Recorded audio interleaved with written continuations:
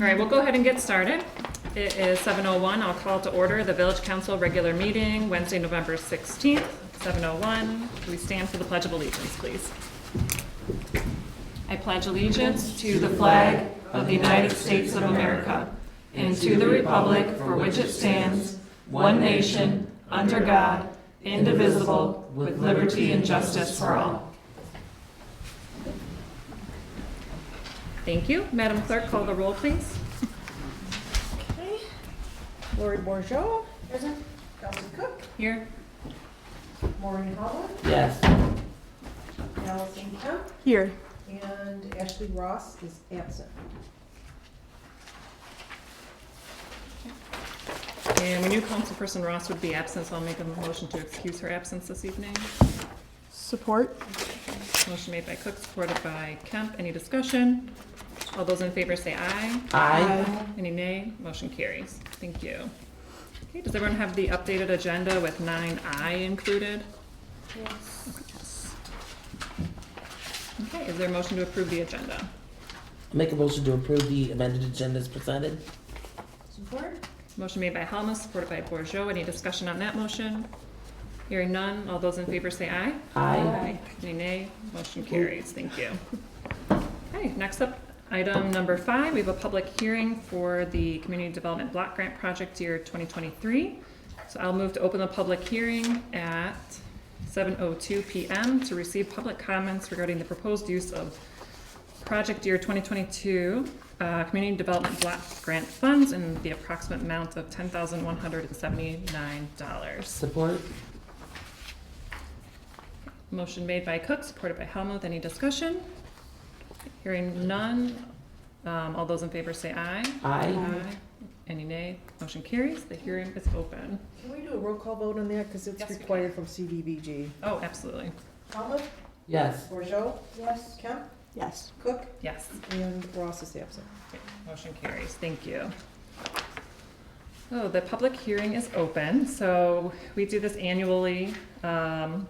The objectives of the Community Development Block Grant Program are to benefit low to moderate income persons or households, clientele activities which benefit a specific sector of the community, aid in the elimination of slum or blight conditions, or meet an urgent community need. The purpose of this public hearing is to hear from residents regarding community needs and also receive comments on any past programs. That could be done in person or in writing. Madam Clerk, did we receive anything in writing this evening? We did from Fish. And that was, I believe everybody has a copy Yep. of that. I do, thank you. Okay, would anyone like to speak under the public Are hearing? we entering that into record for the public hearing? You can do that. Yeah. Okay. Is that by motion or? Yeah, just somebody should acknowledging it? move to enter it to the record. Motion that we put the letter from Fish into the record. I will support that. You Thank you. lazy woman. Wonderful. Motion made by Bourgeau, seconded by Helmuth. Any discussion? Hearing none, all those in favor say aye. Aye. Aye. Any nay? Motion carries. Thank you. Okay, would anyone like to speak under the public hearing? Please feel free to approach the podium. That point. I saw this a couple times on the agenda, so I didn't know if, I wasn't gonna step up there, no worries. So, good evening. My name is Patricia Shapira. I am the Executive Director of Love in the Name of Christ of North Oakland County. Some of you may know me as Patricia Duke, but I just got married, so hence the new name. Thank you. Thank you. So, what Love in the Name of Christ does and continues to do, but also I'd like to start off by saying thank you, because we have received funds in the past, and so we really appreciate the fact that we've been able to use those to what we actually feel is, rather than giving folks a handout, we want to give them a hand up. And what we've been able to do in the recent past with that funding is, rather than just giving out gift cards or helping with food or utilities or rent, we're actually starting to use that for programming, for a finance class, and incentivizing folks once they participate in that class to show them to do something a little bit different and hopefully to get them out of that cycle of poverty. So Love in the Name of Christ has been around since 2007. Nationally, our organization has been in existence for about 45 years, and this affiliate, as I said, has been around since 2007. We are 120 strong in the nation, and the nearest affiliate here is in Lapeer. We have a very small staff, just myself as the director, and a connection center coordinator, someone in donor development, and a newly appointed position as a transformational ministry coordinator. And what that person has been tasked with doing is we've been, listening to the needs of the community, figuring out what we thought would be best for a class structure. So that started the finance class. We're also working with some counselors to figure out what we can offer the community in terms of mental health initiatives for some classes. So we're basically just listening to what the community needs and trying to offer classes and partnerships on things to make life better for them. One of the new things that we instituted and we're really excited about is the fact that we used to do all of our work over the phone. And that was more of a transaction where someone would call and they would say, I would need this or that, and we could give them this or that, whatever those funds would look like, or shopping at our ministries. But now we've invited folks into relationship, actually coming into our office where they can meet with us face to face, so we can actually start to define them more as an individual rather than the need that they have. And so we're really excited about that. Folks come in and they talk to us for about an hour, and we figure out, if they need that gas card, if they need that Meijer card to go grocery shopping. But in addition to that, we invite them to come into class. We invite them into relationship just to figure out. There was a woman that we recently helped. We were thrilled that she was able to show her own initiative. She was living with her 2 children at Addison Oaks in her car. And they were kind enough to move her into, I think it's called a yurt, one of their, like a more, I guess, secure, something a little bit better than her car. But through our relationship and what we've been able to help her with, she needed some dental work done. We were able to help her with that. We obviously, help her with some ministry items.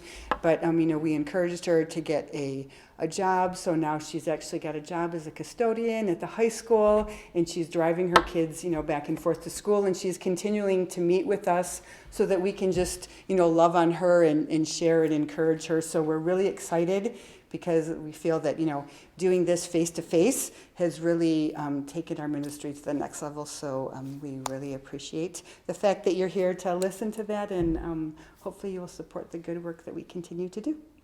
Any questions? Thank you. All right, thank you. Thank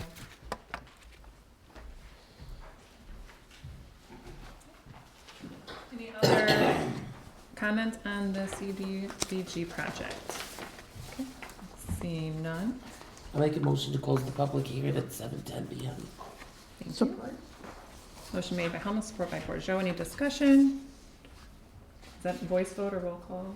Roll call. Roll call. I'm sorry, that's a voice vote at this point, Okay. to close. All those in favor say aye. Aye. Any nay? Motion carries. Thank you. Public hearing is closed.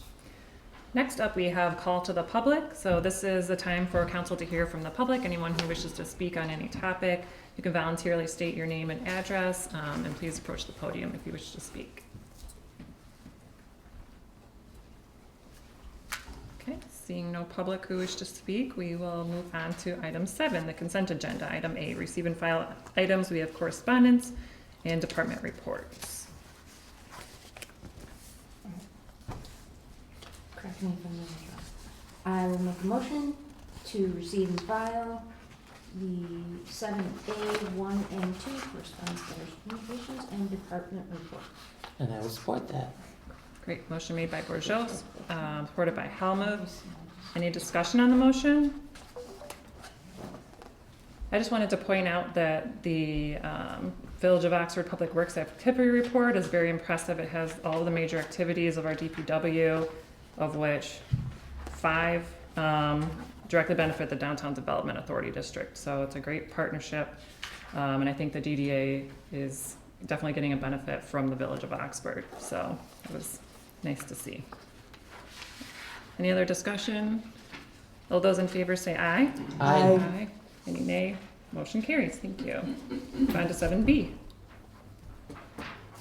If there's no questions, I'll make a motion to approve consent agenda items B, 1, 2, and 3, including the bills in the amount of $255,854.95.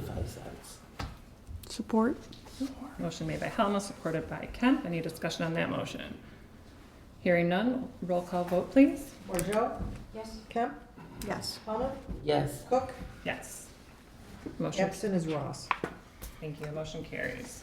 It is approved. Number 8, unfinished business, old business. This is our PUD project at 32 East Burdick. Mr. Weckel and Mrs. Weckel is here, but I think Mr. Weckel will be speaking on behalf of the project council. Right.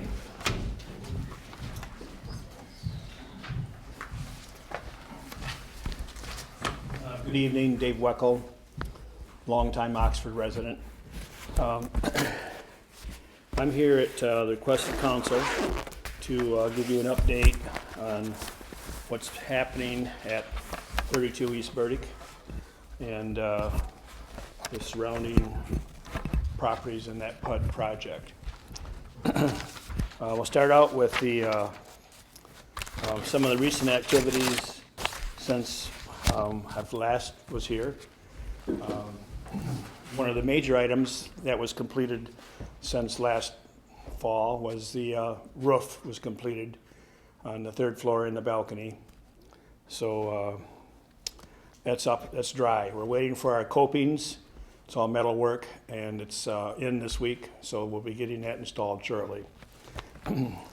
Probably the biggest difference you may have seen in the last couple of weeks is the glass was installed on the 2nd floor. We actually ordered it back in September, received it in October, and finally got it installed in November, end of October. Everything seems to be taking a lot longer. We are having some issues with the supplies, but the main issue is labor. It just doesn't seem to be labor available when we have the supplies available, so it's a wait time in between. Our intentions are to order the rest of the glass for the building before the end of December. I'm going to say December 15th. And the reason we haven't ordered it right now is we have one more frame to build. And we actually don't build them. We have a glass company that does that. So they have one more to build, and then we can measure all the openings that need glass and order it. And we'll go ahead and install the small panes of glass on the 1st floor, but leave the big ones open for concrete chutes when we pour our floors eventually in the 1st floor. The stair stringers are installed in the stairwell. We do keep a door locked so no one can go up and down the stairs without us knowing about it, but those are done. The underground electrical service piping was installed and inspected, I think, just last week for the services for all the suites. And like I said before, the metal coping's ready for pickup. I've got fascia and soffit metal, it's been fabricated, ready for pickup. The metal siding for the condo is ready to ship. That's more than I can just pick up. So he just telling me, he asked me, give him a date and he'll ship it. He's got it already made, ready to go. And the tower siding has been selected and will place order to fabricate. And the only thing that I haven't talked with Kelly yet, but the colors that we selected was champagne for the tower on the north side and the south side. Yes. We explained to them what the tower, Oh, the towers? for the tower. Well, the easiest way to explain it would be on the north side, on Burdick Street's side, you can see some white house wrap. It's a vapor barrier. It's white. Well, I'm calling that a tower. So it's a vertical structure that goes up the full 3 stories. It's the same on the south side, except it doesn't have the white on it. I thought Kelly wanted pink. Was that? Well, we actually we did have a fluorescent color we were going to leave for her to look at, but I decided not to do that. I didn't think it'd go over too well. But anyway, champagne, I didn't bring them with me tonight. Did drop off some at the office, and it goes well with our brick. It complements the brick and it complements the the frames of the windows, and the siding on the third floor condo. I met with the fire suppression contractors, Superior Jim Marzak, I believe his last name is, just yesterday. And he's going to give us a proposal to do the fire suppression. And he'll be able to do it during the winter because he's not going to fill it with water. We'll just dry pipe it, pressure test it, and then it'll be done. We don't have layouts, so we can't do all the heads yet. Because, like, for example, on the first floor, I know there'll be some ceiling fans. And you don't want to have a sprinkler head above a ceiling fan, because they're probably going to be 8 or 10 foot diameter fans, and you want them to the outsides of that, because it would not work as well with a fan right there. And lighting is again another requirement. So what he does is he does the riser, and he'll do the main headers that distribute the water. He'll stub it into the openings, and then they'll be capped at that point until we have a layout. This is the cool thing. Finally, we've all been anxiously awaiting to pour concrete in our first floor. You know, it's been a while. We haven't been able to because we can't do the underground plumbing until we get an approved plan. Well, I believe everybody knows that Amanda is doing a salon in the first floor, and we're on a third architect. And this one actually got her an approved drawing within 4 or 5 days, and she approved it, and now they're doing the mechanical. So once the mechanical is done, we'll submit it to the building department for permits, and assuming that it's not zero out, we'll be pouring our concrete. We have to get the plumber in there first. Gotta be zero. Just saying. I don't need it, Mo, thanks. Just saying. I know, yeah, it seems like every time we turn around, we have some little obstacle being tested. I expect that I'll have a drawing soon, and as soon as I get them, I'll bring them right into the village for approval, or for review first. Yes, sir. Dave, let me just clarify something. The first floor, the unit was turned into commercial condos. The first floor is a condo unit A or 1, second floor is 2, and third floor is 3, correct? Well, actually, it's the other way around. Okay, well, all right, so there's 3 individual condo units. Yeah, the number 1 is the top floor.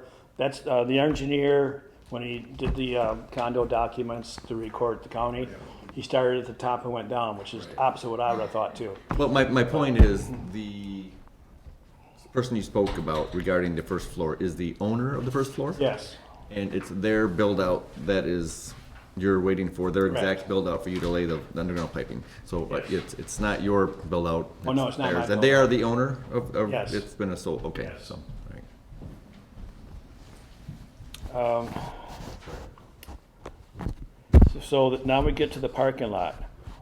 You all know we've got the house tore down, and we still have the garage. We use the garage to store glass in because it came a month earlier than we could get it installed.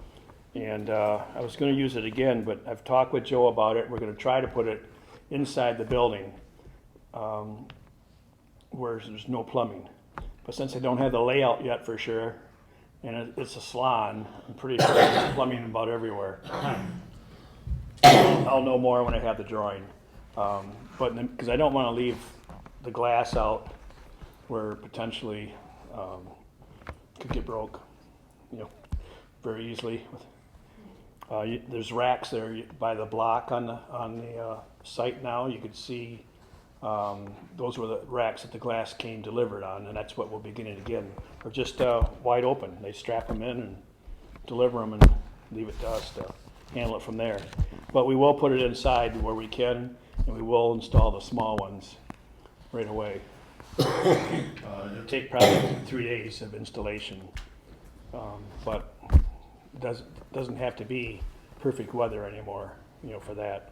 And we've got the frames, most of the frames are already in. The hole's been backfilled, and within 24 inches of final grade, I have to get my transit out and check what the drawings call for, and I want to bring it to that grade So when we finish the site of the parking lot, there's not excess waste. You know, in other words, if I fill it up to the top, they have to scrape it back out anyway. So this way, maybe things will go a little bit smoother and faster. I'm trying to get this thing wrapped up as best I can. We are using the garage for some material storage, but most of that material will be used up when we build the south tower.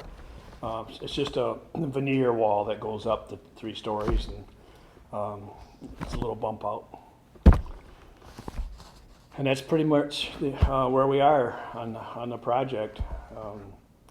You know, right now we're doing what we can here and there.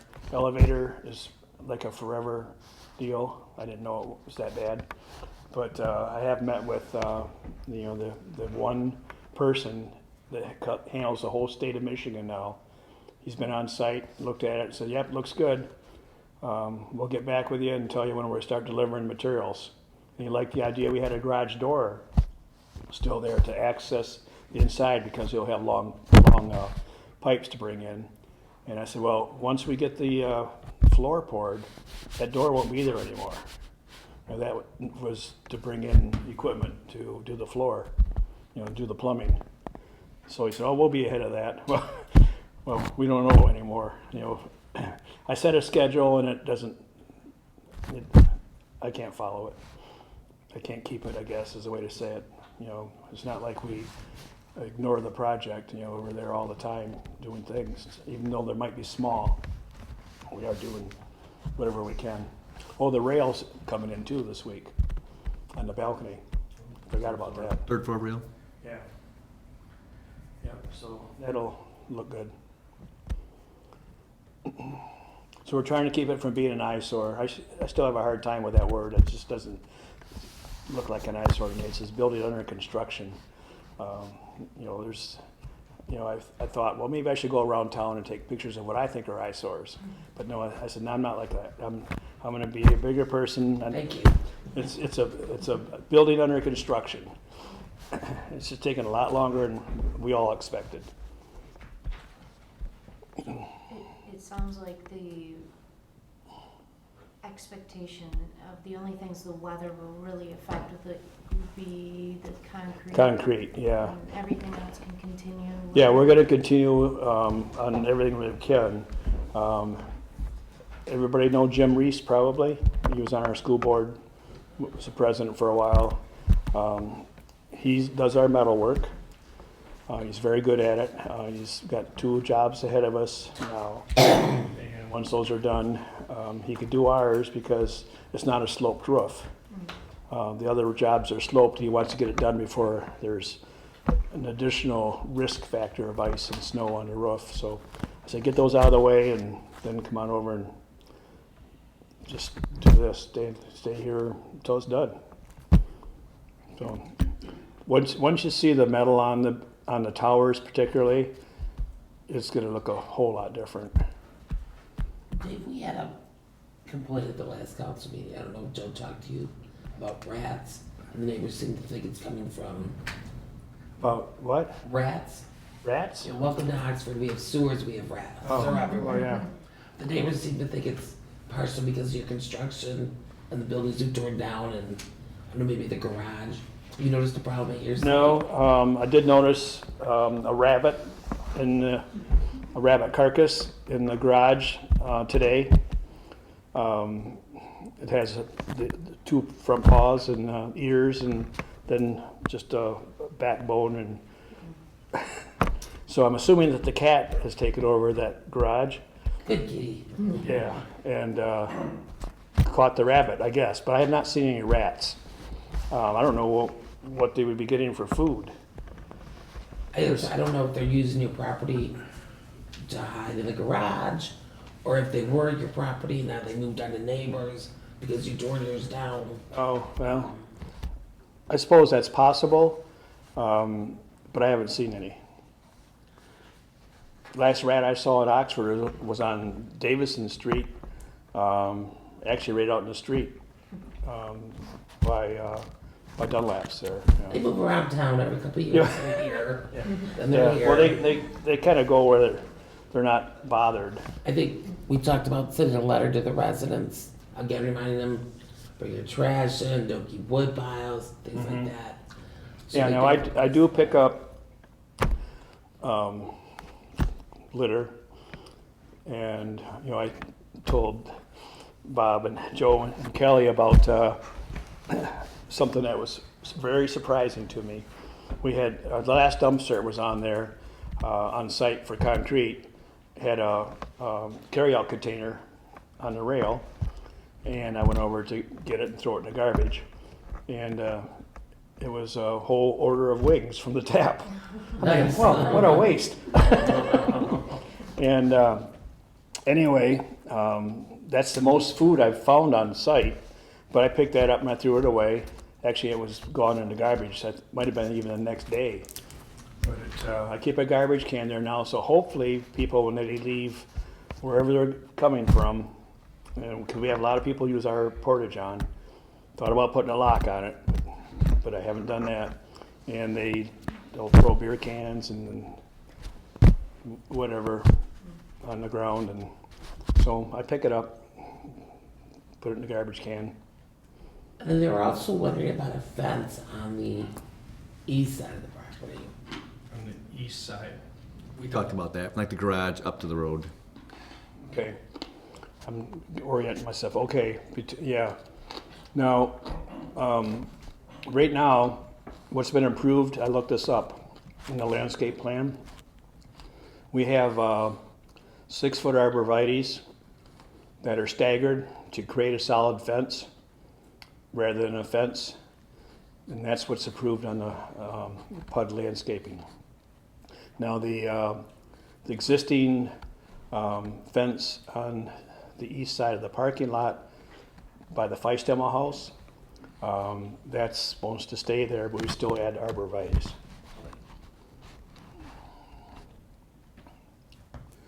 I have a couple of questions. So you said there is an owner for the first floor, Yes. so I assume there's not owners for the second and third floor at this point? No, they have not closed yet. I did actually bring the purchase agreement with me. They wanted another 60 days for their due diligence. I haven't decided if I want to give it to them yet. I'd rather have a new purchase agreement. This purchase agreement's been going on for a long time, and I think it's getting kind of muddied up, so I'd rather have a new one to start clean. So I haven't heard back yet what the response is going to be. So no, it's not. Now, if you ask Joan, she'll say, "Oh, it's not for sale anymore because we're moving there." Is there earnest money in your account with that purchase agreement? No, in the realtor's account there was. Is there? Yeah. Yes. Yeah, there was earnest money for that. Originally, when we did that building, we were going to move to the third floor, and then where things were taking so long, we figured, I don't know if this is ever going to happen. So we decided not to. But now that there's stairs there, and Joan could get upstairs, she says, "I think we deserve this." It is beautiful up there. I agree with Joan. She You know, deserves it. I've got pictures of the sunrise, and obviously in the morning, and from up there, it's totally different from what you can see on the ground level. It's a huge difference because you can see over all the trees, right to Oxford Lakes, and it's nice. Sunset's not bad either, but the sunrise is really, Is that at night? most of the time that's at night. Does obtaining, I guess, purchase agreement or selling those other floors have any impact on completing the outside of the building, the rest of the premises in the parking lot? My purchase agreement in that particular case is a shell only. It's not even a vanilla box. They negotiated it to a shell, so I had to have the exterior done and the windows put in. And, they took out all the allowances for heating, cooling, and for the plumbing and for the electrical service. I have a preliminary drawing, but I haven't talked with that architect now, I think since September, for any revisions. And maybe it's because it's not gonna change any, but, you know, there is a floor plan, but it's just not finalized because we haven't closed. So the outside, the exterior though, and the different parts of the project is, I guess I'm asking like, is the funding for those two other sales potentially of the floors, is that dependent on like? And initially it was Depend not, on but they those. wanted to make that a condition in one of their I follow-ups. see. Okay. And then my other question is about the parking lot, and I mentioned the backfilling the hole. It's a little bit, it is, I've seen it, but you mentioned it'll be brought to grade. Can you explain, can you just get into that a little bit further? It'll be brought to grade well, when, and, Yeah, right now, if you, I call them the grade, the existing grass. And it's about probably 8 to 10 inches higher than the driveway next to it on the east side. That has to be cut down, and then that's when the landscaping could be done. So I know that's gonna come out. I also know that we need 12 inches for 21 AA stone and 4 inches for asphalt. So those two numbers are a little about, you know, approximately 2 feet. So about 2 feet from the grass down is where the 21 AA goes. If you follow that, I almost can't follow that, but it's lower. You know, you could see that parking lot. It was all cut down low for drainage, and each catch basin has its own pitch. It comes from different directions. So all that is engineered, and once that garage is gone, we can finish that up. And then I have to have Houston Kennedy, he's been doing our survey work for us. I try to use everybody local. And he'll come out and stake it, and then the bulldozers take over, and they'll push the dirt all the way and pile it up and haul out what's necessary and fill in what's necessary and compact everything and get it ready for paving. The curb and gutter and the sidewalks are all done before the paving. So all that concrete work. We have something a little bit different on our sidewalks that might be a good thing to do throughout the community as the commercial sidewalks are redone. It's called an integral curb. So we have a curb as part of the sidewalk. So you know how they separate a lot of times, right at the back of the curb? You don't get that anymore. It comes like this and curves down, then the parking lot starts. So that parking lot will have a sidewalk. I think it's on 3 sides. That's 5 foot wide, standard sidewalk, and with a curb on it down for where the paving is. thank you. And when will the parking lot be done? What's your estimate on that? Oh, boy. I could tell you that right now we're talking with the contractor, seeing about getting them out there. I know they're gonna ask when's the garage coming down. But, it's a chicken and egg. The garage has to be down for them to bring in their equipment. So if the garage is down, let's say, in 2 weeks, then they would be in after that. That's what we're negotiating with them right now. I have to make sure, I have not called Mr. Kennedy yet, but I have to call him to make sure he has the schedule to come out and stake it, because it has to be staked. Is this like months, or can't be done till next summer? No, it can or- be done. Actually, I was down in Lake Orion at Blanche Sims School, and they were paving 2 days ago. So they'll typically pave when we think it's still winter out, as long as it's not real cold. Thank you. They don't close the asphalt. If I heard you correct, you were saying you're like, if you were able to do it, the way you would prefer is as soon as the exterior's done, you would have a need for the garage, and that would be like, if at all possible, that's I like. may not have a need for the garage at all. Okay, so that might be, you might be just storing Right. inside the building, and so that Yes. might be able to be done pretty quickly. Yeah, last time we had 2 of the bunks of glass inside the building and one in the garage, because it was too big to put it in a building. So we put it over there. So I'm hoping that we can just put them all in the building on the one side, and have if the plumbing's everywhere in that one, away from that one area, away from the east side of the building, because I could stack them from here to the door, it'll say, deep. With our SkyTrack, we just put them on the boom and slide them in there. That's our plan. We'll see how well our plan goes. Councilperson Cap? I'm sympathetic with supply chain issues and labor issues, but you came before us last year when the PUD expired and promised us last year that the building was going to be fully enclosed before winter. And we were talking about windows then. I would like to know why the arborvitaes haven't been planted or a fence hasn't been planted to help the neighbors, meet them halfway. Well, first of all, the arborvitae's go in on landscaping, and that's one of the last things on a project. Now, I understand that, but it has been, the project has been ongoing for a while, and I would understand why the neighbors next door would want that barrier. I mean, it has been, you broke ground a while ago. yes, we broke ground in 2019. 2020, we had COVID for 2 years. 2021, we had a disaster at Oxford. That affected our project so much, it's unbelievable. Unfortunately, we had those circumstances. It's not a very good excuse, but they happened. It is an excuse.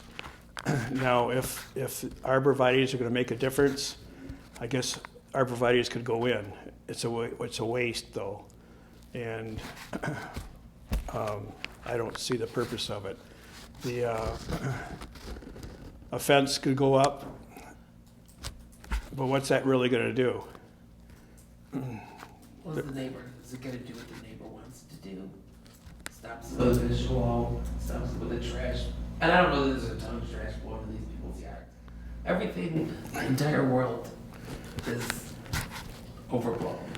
Yeah, well, But some of it's realistic. some of it is realistic. And if a temporary fence might help them, that'd be great if it, and I'm not saying, throw in a wrought iron fence, something cheap, just to stop some of the visual, if that's possible at all. So instead of arborvitaes, you'd want to see a fence. Just during construction, until the arborvitaes go in. So something temporary. Not a snow fence, but something temporary. No, that's not tall enough. There you go.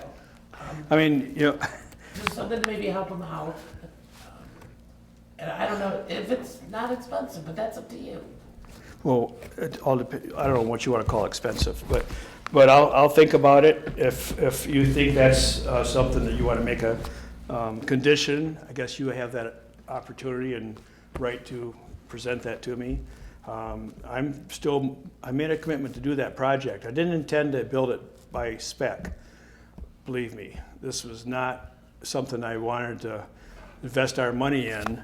It's not like we're 30 years old anymore.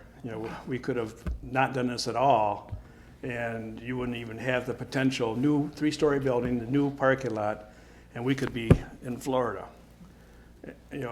all the time. But we can't do that now because of what they made that decision. And we're going to finish it because that's the right thing to do. Now, I will put up a fence, and it will be a privacy fence, and I won't put up the arborvitaes. Talk to Joe Madore. Okay, Okay, I'll talk with Joe about it. We And can come this- up with like a goodwill. Try to make these people happy. See what, And it's gotta be before 2019. I just been going out since like 2001. It's been gone now. No, forever. we actually we did drawings in 2015. We broke ground in 2019. Kelsey was there. Wait, this is- Yeah, I was at the groundbreaking. Yeah, June of 19, I think it was. Joe Frost was president. I think June or July, 2019. Took 4 years to get there. I remember your phone call, Mo, as a matter of fact. You asked me where I was, because you had just come for a meeting, and someone had forgotten to post the public That would notice. never happen. Yeah, I won't even tell you all the, Sure, it's my fault. I won't tell you the whole conversation here on tape, but I'm sure we it had a went beer from afterwards. 2015 and 2019 before we broke ground. I want to make the residents happy, because it's gonna be, We're a resident, I agree. we pay taxes on a lot of properties. Okay, David? I know, I'm gonna talk with Why Mr. do you pay Medora. those taxes? Do you keep Because- those properties to make a profit? So let's not go there, or I'll bring up my Chuck Schneider argument.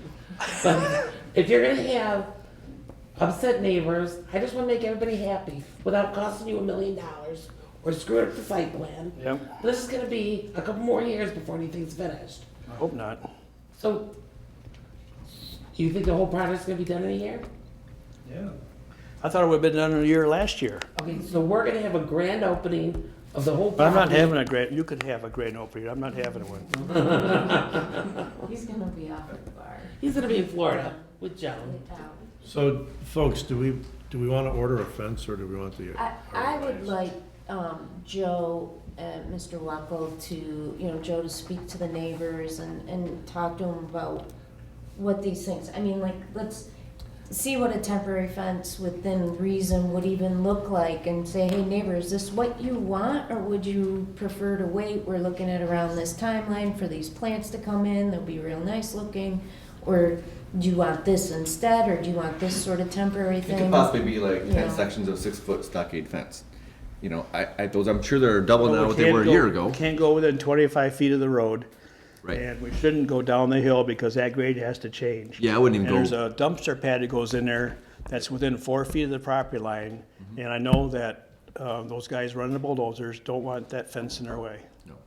Yeah, it could be close to the line, to the east line, and it could, maybe it's 6 sections. I don't know. From the part where the gentleman's driveway house, where he walks out, some kind of a visual blockade. Yeah, you don't need it way out by the road. Like if you, I'd like you to talk to them just to be like, this is what we're looking at, do you even want this? Cause if they go, that's worse than what I've got right now, I'd rather not have Sure. it, then why even, I mean, the point of this is goodwill. Right. And, we don't wanna do something that ends up being like, no, I agree. that's not what I agree. wanted. You know? We could come up with what we think is a solution and discuss it with the neighbor. Yeah, let's not And if force we all get on the solutions. same page and it's relatively inexpensive, it's temporary, doesn't change the site plan, doesn't mean the fence stays and arborvitae's don't at the end. The arborvitae's will still come at the end per site plan.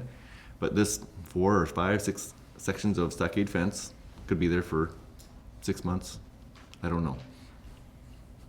Well, if I could put it, his property, I believe is about 24 inches beyond the driveway towards our property. So if it could be put on his property, then I wouldn't be as concerned about it You could because possibly leave it there permanently then. he could have it. Yeah, okay. Well, that's part of our conversation between the three of us then. Yeah. Let's just make sure whatever's happening is actually a goodwill gesture and not something that upsets people more. Yeah. Don't need to pour gasoline on the fire. Exactly, and let's not make up their mind for them, let's find out, and let's I- not tell I'd you be to glad- put money into something and. No, then I'd be find glad out to meet that with that Mr. was Mosier. worse. So, We'll try to facilitate that. I've spoken to him once or twice over the last couple of years, had some emails with him over the last couple of years. I don't know if he's ever been into the office to talk to me, but I'm sure it's something we could handle. We could meet right here and lay it out. Where do we stand with the PUD? Well, they have a lifetime, right? And then they expire according to Michigan, is it Michigan law or is it? PUD has expired. Yeah. So where do what's the legal status then? Well, the last time we visited this, we talked about doing a simple amendment to amend the current PUD.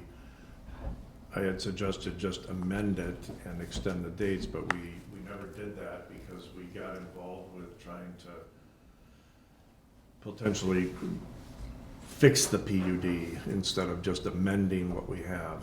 I still recommend, have continued to recommend that the PUD be amended by agreement as is. What are the discussions with the DDA? So the village isn't the only. Kelly's party been here. involved in a lot of, oh, who's that guy? So we did, I think, our due diligence and amended it correctly. It was never signed. Right. We Because did the we document. provided the commitment to sign the document. A year, On the about a year dates. ago, I think is what And we this read. was a full year ago.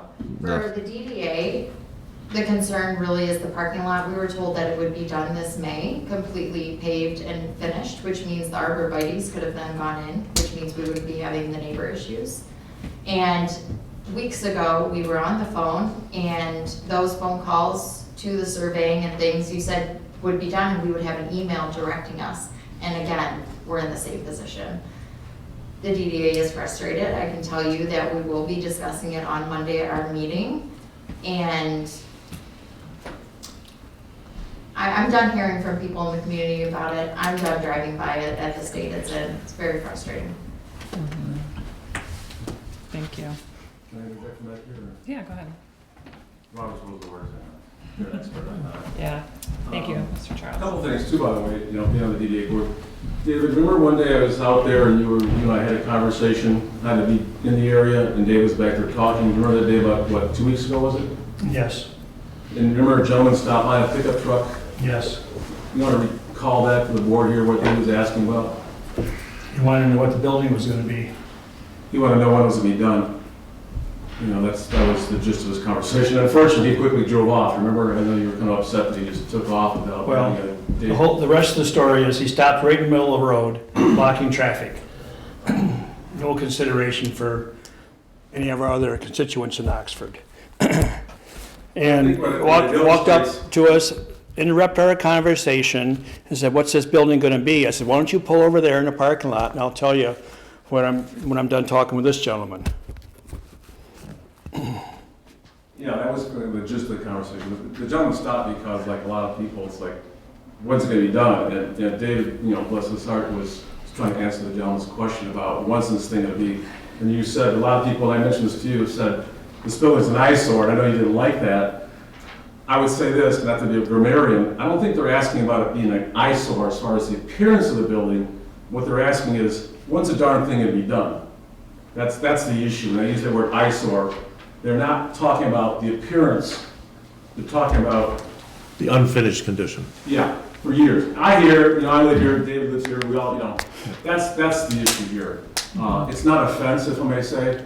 When you start talking about a fence, it's like saying your car doesn't run, it's sitting there in the driveway, well, let's wash it. That's like the car running, just washing the car, any more than putting up a fence in a finishing project. That's changing the subject, quite frankly. I think The issue is finishing the darn building, right?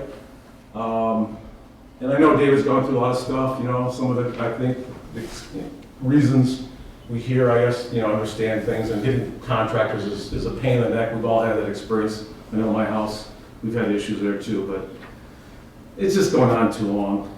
You know, and I'm sure David, like you said, you'd love to be living there, right? Look at that sunset you were talking about, or sunrise. So I would ask the council to use the word when. If you put that in your vocabulary, the word when, you know, some of the things here like. Yeah, I when did do ask this. when, and I Okay, didn't put a get, when word in there. I did ask when, and I didn't get an answer, so You did, that's my point. concern. I don't hear the when word. And I don't need to hear about a fence, because like I said, that's like You know what, I'll watching tell a you, car Rod. that doesn't run. If I was sitting in a house with a car next door, depending on how dirty it is, washing it might help. I completely disagree with you. We all want to know disagree about when. the appearance, but you can't disagree about the car not running and the building is not done. We all want to know when. We are going to take that up with Mr. Madore, and we want a time frame. It's going to be done in a year. Let's get that in writing. Let's get that this PUD should not be going expired for a year. But That's not as I acceptable. said, the word when needs to be brought into the conversation. Okay, I mean, my opinion, for what it's worth, we all have opinions, right? Like the famous quote. I think it's hard to get a when in this time, and, I mean, with that elevator, do you know how long we've been waiting on that? I don't know when it's gonna be done, I don't work for the elevator company. Well, I don't think the pyramids took this long to build. Huh? I don't think the pyramids took this long to Oh, build. God. I think we're all under the impression that we're okay with the elevator not being here and the inside not being done. We want the outside of the building to look complete, and we want the parking lot that reverts back to the DDA because it was our land to begin with. And at the end of the day, that's what we're getting back from it, and still we're waiting. Yeah. Most of the parking lot where it's going was our land. It's all on our The property. building's on our land.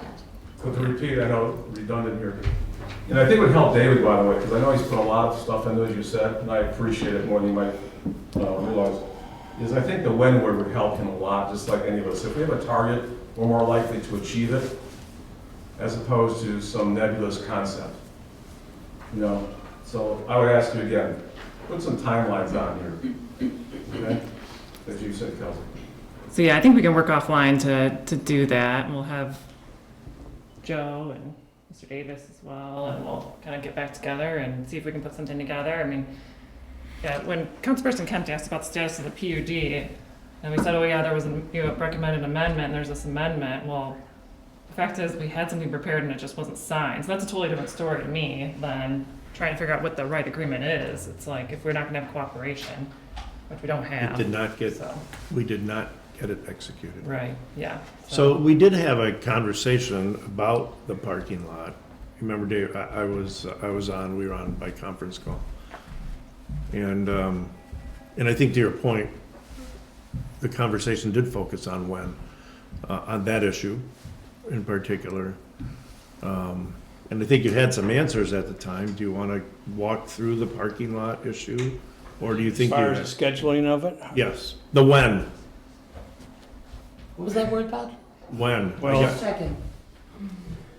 the when, it all depends on if the contractor is available to come out, first of all. Now, before he'll come out, the garage has to be gone. And the garage is coming down in 2 weeks. Right, the garage is coming down. So in 2 weeks, let's say, maybe it's 10 days, maybe it's 3, whatever it is. I don't even want to give a time anymore because it just varies so much. So the garage is down and they're available. They can come in and do a rough grade. Then the surveyor has to come in and stake it for grading for the stone. And then the curb and gutter has to go in before the asphalt gets installed. So all that takes time. And also in there's a dumpster pad. All that block that sits on the corner there, it's been sitting there for 2 years, that's for the dumpster pad. We bought all the block at one time and it's still sitting there. It matches the building. Do you have a demolition scheduled date? For the garage? Is that still being scheduled? 2 weeks. That's the only date I can give you. I'm not gonna say it's gonna be the 20th of November or No, I just mean, is the demo crew, is that like a the demo crew contractor? is me. It's you, Yeah, okay, okay. Valley Building.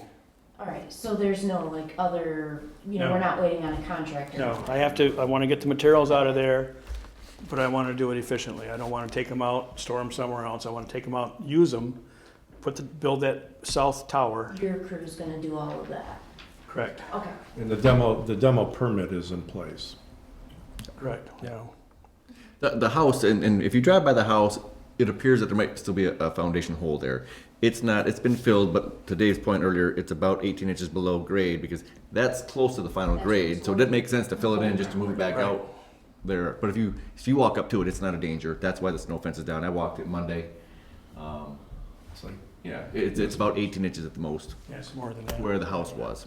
I think the biggest, I mean, there's a lot of unfortunate things about the situation, but the most is that we have to hear the complaints before something is done every time. And so things get done, but we're hearing a ton of complaints before every step. And so, you know, and I agree with what Mr. Charles said too. It's like you get, people are like, oh, Oxford, what's going on with that building on East Burdick? Like it's known to people that don't even live in Oxford that we have this building. People are curious about it, but at the same time wondering like, why is it taking so long? So I would like for everybody to get on, you know, I know you don't want to put any date on the table because you don't want to be held to that, but I think it would be great to have something that is reasonable that we can schedule contractors for. And maybe, I guess I'd still like to work together to try to figure out if we can do that. I'd like to have something. Well, in writing. it doesn't sound to me like The parking lot's the big issue now to the council, it's the building.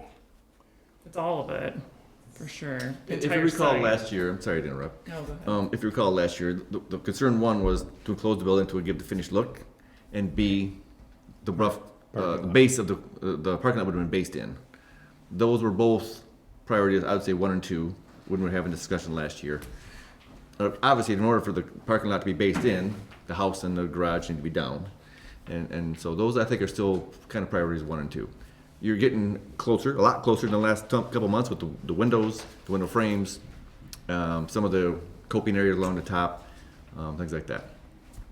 So that's still obviously what goal is, to make that building look as enclosed and complete as possible. Yeah, that's what we were talking about a year ago, so that's why it's just disappointing. I think we can't ignore the fact that it is not in the same condition it was a year ago, and I appreciate everything that's been done with it. I think the biggest thing is the exterior of the building. Let's get that done as quickly as possible and get that property, the parking lot done. Those are the two things that, and then what happens with the interior. It's the exterior that's the complaints are coming from. I understand that, and I thought I explained it when I first started our conversation tonight. All that metal, except for the champagne color, is already made and ready to ship. Yeah. And I'm waiting for my installer to say, okay, I'm ready to install it. No, I don't think he's gonna wait a year and say he's ready to install it. I'm hoping it's within 2 weeks, 3 weeks.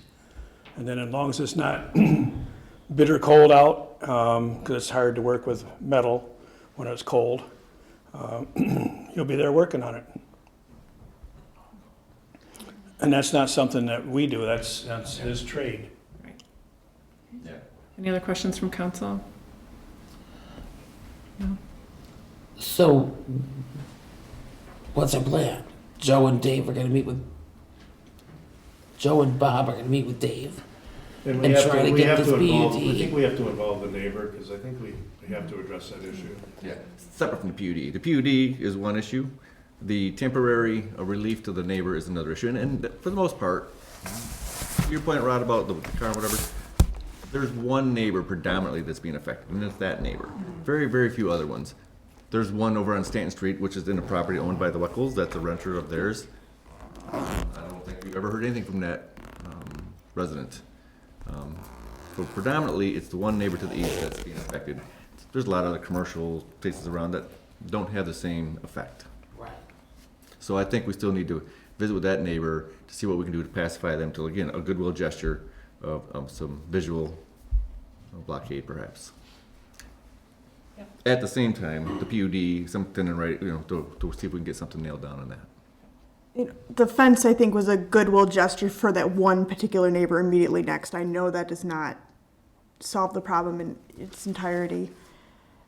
I would like us to put this on the agenda every month, so that this doesn't fall through the cracks again, and there can be some accountability in terms of and updates on what's going on. So then we can have clear updates. To your point about the purchasers, owners now, and one still purchasing, I guess in limbo, may or may not happen. Those happened earlier this summer, wasn't it? When did Right. those, I heard like through the grapevine secondhand, I think. that the July first 1st, I entertained a purchase agreement for the second and third floor. Here we are in mid-November, and we still haven't closed. And it's just a shell, is what they were buying. Is it because of failing due diligence or just their inability to finance? Bob, this is so bad, it's hard to even say. They haven't even started their due diligence. Yeah. And I think Because one of their every time concerns- I meet with the realtor, I say, well, what's going on? They'll ask me what my status is, and I'll tell them. And I'll say, well, have you got your environmental done yet? And they say no. And I say, well, I don't think you need an environmental. It was never a gas station there, but you're more than welcome to do it. I had soil borings on all the sites before we even started construction to make sure that we were building on stable ground and nothing that was hidden down there. So think we spent, Well, you did geotech. yeah, I did all that. Sampling. Are they thinking of doing an environmental? I don't know what they're doing. phase one? Well, they want to do a phase one, but I don't know why they need it. And I don't want to dispute the realtor in front of their client. I think part of the problem with the second and third floor too is the commercial building access to those floors with an elevator. So that's a hinging, a linchpin, I would think, to that whole. Yeah, and then another thing that they haven't done their appraisal yet because it's not complete. And I said, I have been in business for over 40 years and built spec houses or total houses from nothing, and they got appraisal from a drawing. You know, the appraisers are accustomed to doing that. They'll look at the drawing, they have their square footage numbers, they say this house is gonna be worth X amount of dollars. But apparently, They're doing appraisals without even visiting the sites anymore.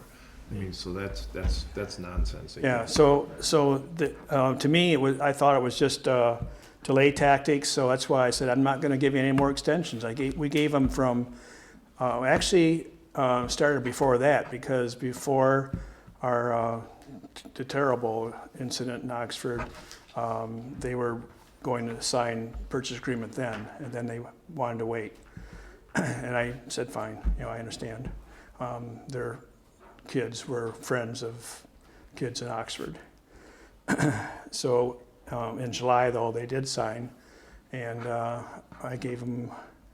we kept giving them 15 days, 30 days, and I'd say, what have you done? We haven't done anything yet. We got approved for our financing. One of the banks said that it should be complete before we buy it. I'm thinking, well, that's fine. You pay a complete price. You know, at that point, you know, you're offered to buy. Our purchase agreement is a shell, and it's very specific. I do believe though, you recently finished the stairway, so there is access to all floors, but for them to operate commercially, they will have to have an elevator, I would, building code. Oh, no, I still remember the C of O. I have to give you the parking lot, give the village the parking lot before I get a C of O. I totally understand that. It was my suggestion, as a matter of fact. Sometimes, it's that old saying, no good deed goes unpunished. Well, I feel like I'm being punished. I did nothing but try to help Oxford, and it sure is biting us in the butt. Will you attend every future council meeting until the project's finished? Yes, I will. Not everyone, no. Well, I'll attend one a month. 1 month, yeah. We only have one. That would be all. That should be it, So hopefully. you guys are part-timer now, too? Any further discussion? And then we'll go into David's work and review and work with the DDA as well, see if we can get something signed. Come to an agreement on, so we have some clear expectations and it works out, so. We'll involve the one property owner as well at least Mr. one meeting. Moser, we'll see. Separate issue, but yeah. I think that neighbor, it is separate from the PUD issue. It is. It's just, It's a third one. Okay. It's a property that I wouldn't buy. Thank you. Thank you. Thank you.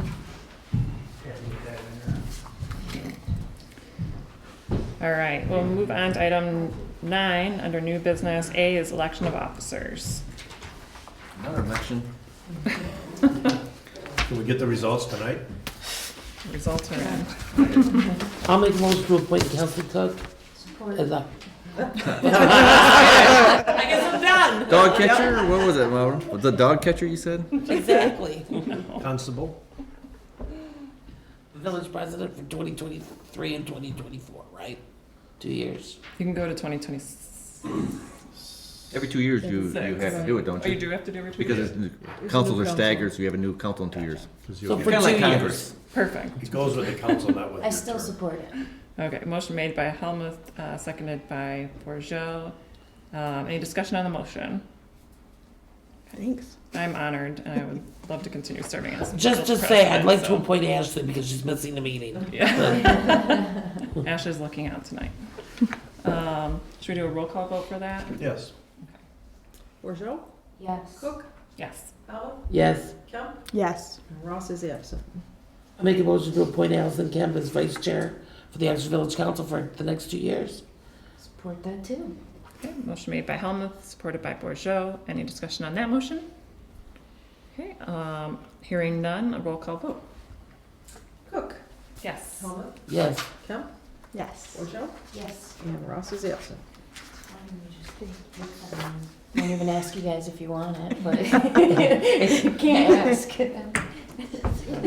Motion's carried. Thank you very You got much. too much on your plate, I need to ask you. Next up on the agenda is 9B, the CDBG project tier 2023, council discussion and decisions to be made for funding. Let me get to my spot.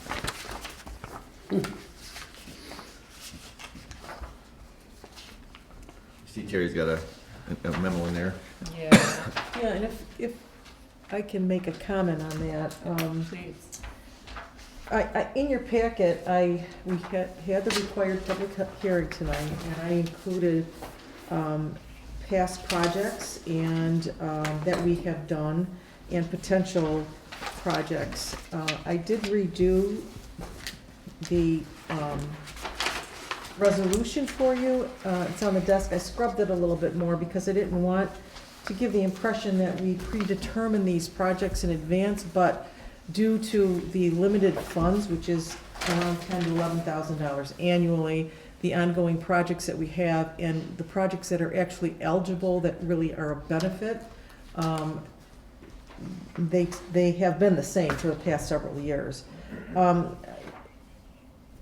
I think the council's wishes are to continue to take 30% of the funding for public service programs, which amounts to $3,054, and retain the $7,125 for possibly the removal of architectural barriers, which is an ongoing project, or something else that is on this list. So we are in the process of replacing the inside doors over at the office so that they are ADA compliant. That's gonna cost about $8,000. I also included a spreadsheet that has the funding, where we're at with what money is available, and it has been applied to the removal of architectural barriers project. Let's see what that is. While she looks at that real quick, so the ADA doors, we have the outside sliding door at our main entrance. It's the interior doors that are the problem, because they're not, and we're working with Stanley Access Technology, and they'll be here November 28th. We've already gone through the paperwork and the process to install the new interior sliding door. We really should do the same with the doors here. So that's a potential, another removal architectural barrier. We have the ramp, but that's not ADA approved door.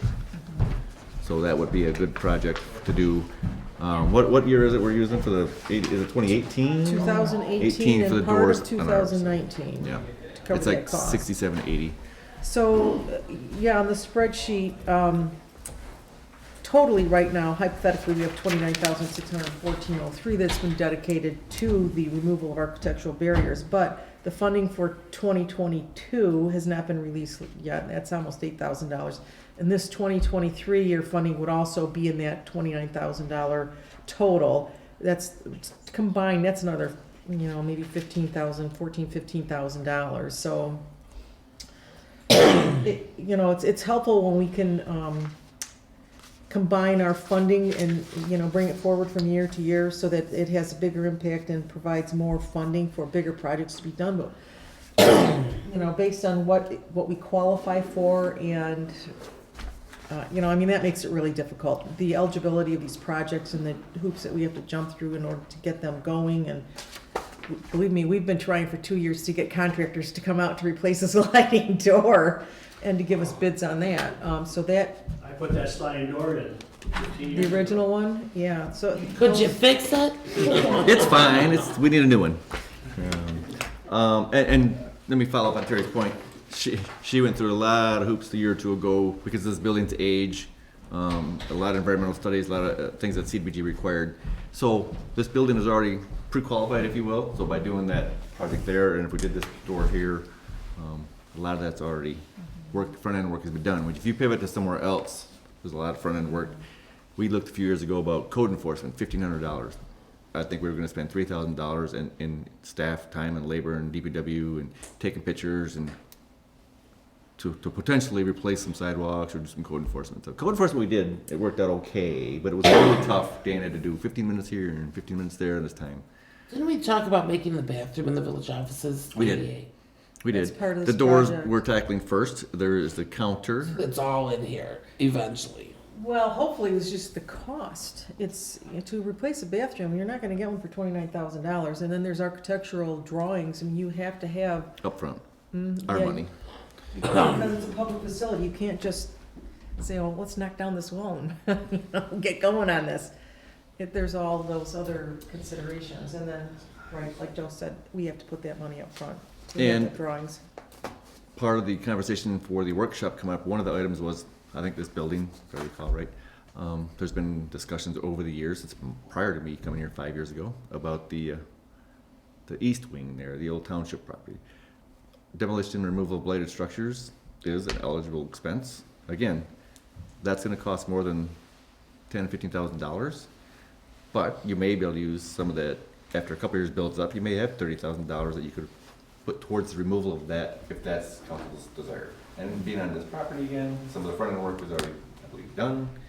Might have some additional perhaps, but Yeah. And if you want time to think about what you want to assign, what projects you want to select, we have time. You can select them tonight, or you can just choose to retain the 30% toward a public service program, and then we can list all the projects that I've highlighted, in your paperwork, in your packet, as potential projects, until you actually put your finger on it and say, this is the one we want to dedicate this funding to. But this accumulated amount of $29,000, potential to be used, would have to be reprogrammed into another project, which is a whole other process if we don't continue on with the removal of architectural barriers, which we can do. But it's just something to keep in mind when you decide to change, venues like that. There's a another lot of public other hearing, things to another public consider. hearing and stuff. that we do. Tonight they could just categorize the money, right? And Yes. We can have further Yes. discussion at the workshop on the actual projects. Correct, that's what I'm saying. The 30% is something that you guys Have done. have done typically, because that's the maximum allowed. Yeah. And then you guys, by setting that aside, all you're determining is that amount of money set aside for this. You're not choosing who it goes to at that moment. You can, Yes. Because this funding won't even be released until December of 2023. It's a whole year before they'll release this funding. So, It makes sense to continue with the removal of architectural barriers. I think that's really important for the office, and as you said, it's most efficient use of the money, really, because we've done so much planning, all the planning work is done already. So I'm in favor of continuing at that, and then still continuing to hold aside the 30% for the public service program. And we've had two that have expressed interest and do every year, and we tend to alternate between them, but that doesn't mean we have to alternate every year, so. yeah, so you do have Fish Food Bank that they sent the letter. They service about 160 families in our area. And of course, with the food prices and everything, they're anticipating a need this year. Love Inc. was awarded the money last year, and they do excellent work. They do a lot in the community. So it's personal preference, how you want to, who you want to assign that to. If you want to wait, you can. Because it will be at the end of December of 2023 before that funding gets released. Terry, do you remember who we did the year before last?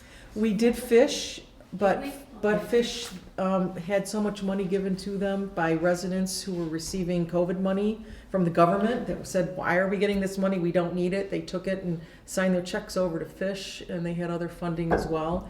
And so they said, why don't you give this to Love Inc.? And so that's what we did. And so they did benefit from that. And they work together. The two organizations do work together. Okay, that's what I thought. I thought there was something weird where we kind of did, but didn't alternate. Okay. I think Fish's kind of response was, we don't have any more room on our shelves, if I remember right. They Yeah, were there was a- overflowing at the time. There was a lot coming in at that time, a lot of need. But then that was, a couple years ago. So Terry, the resolution you provided us, all we have to do is where it says project name, we'd want to just put for a future project to be determined from a list provided. That would be fine. And I could physically name all those. I always recommend put everything that you could think of, because then you don't have to hold another public hearing, and if they don't qualify, if the projects are not eligible for whatever reason, because they have to be in low to moderate income areas, basically that's what these, what HUD money is for, Well, you have the list, right? but I have the list. We could so- motion to adopt it by reference. I don't know if you have to, Yep. I don't know if you have to read it in. Nope, but I could list it in the, for, In the minutes. right. Then I'll make a motion to adopt resolution 2212, including the language with the 30% for the public service program, and the 70% for a future project to be chosen from the list provided by the village clerk.